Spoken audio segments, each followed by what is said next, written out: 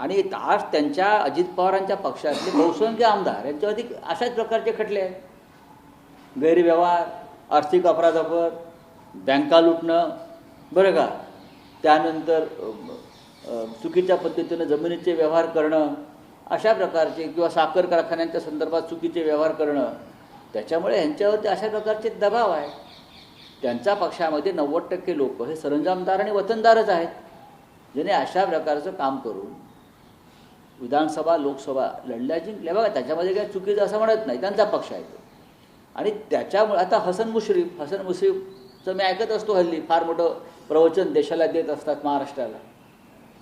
त्यांच्या घरी जेव्हा ईडीची रेड पडली तेव्हा ते आणि त्यांचं कुटुंबाची वक्तव्य तुम्ही ऐका. किरीट सोमय्या गेले.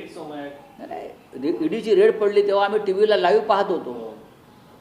आमच्या घरावरती ईडीची रेड पडली तेव्हा आमच्या घरातल्या बायका समोर आल्या नाहीत रडत. आम्ही धाडसानं सामोरा गेलो, अनेक लोक गेले, नवाब मलिक गेले, अनिल देशमुख गेले, असे अनेक लोक गेलेले आहेत. पण ह्यांच्या घरावर जेव्हा ईडीच्या कारवाया झाल्या, भले त्या खोट्या असतील, तेव्हा तुमच्यासारखे धिप्पाड पुरुष हे कसे गर्भगळीत झाले हे महाराष्ट्रानं पाहिलं. त्याच्यामुळे ते जे आता काय सांगतायत, प्रवचनं देत आहेत हिमतीची, धाडसाची, नैतिकतेची, त्याच्यावरती महाराष्ट्र विश्वास ठेवणार नाही. सर, लोकसभेमध्ये अजित पवार यांच्या संदर्भात कार्यस्थगन प्रस्ताव आणलेला आहे शिवसेनेने.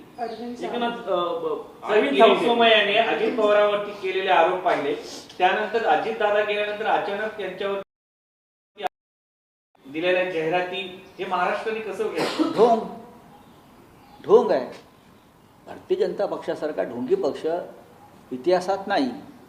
आणि अजित पवारांच्या अपघातासंदर्भात ज्या शंका व्यक्त केलेल्या आहेत अनेक ठिकाणावर, आपल्याला माहीत आहे, त्याच्यामुळे थोडंसं रंगसफेदी करण्यासाठी जाहिराती दिल्या.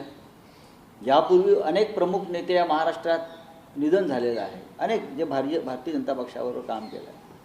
त्याच्या वेळेला अशा जाहिराती भाजपने दिलेल्या नाहीत, अजिबात नाहीत. अनेक मोठे नेते गेलेले आहेत, अनेक मोठे. ओमराजे निंबाळकर म्हणतात की ईव्हीएम मध्ये घोटाळा असता तर मी निवडूनच आलो नसतो. ठीक आहे सर, कार्यस्थगन प्रस्ताव शिवसेना अरविंद सावंतांनी प्रस्ताव दिला, स्थगन प्रस्ताव, आणि चर्चा करा म्हणतात अजित. महत्त्वाचा विषय आणि सुप्रीम कोर्टाने मॉनिटर करा. असा आहे की संसदेमध्ये मी हा विषय मांडलेला आहे ना, ही पक्षाची भूमिका आहे. राज्यसभेत मी तोच विषय मांडलेला आहे की अजित पवारांचा जो अपघात आहे तो संशयास्पद आहे आणि त्याची न्यायालयीन चौकशी होणं गरजेचं आहे. राज्यसभेत मी वारंवार मांडले. चला, सुनेत्रा पवार जर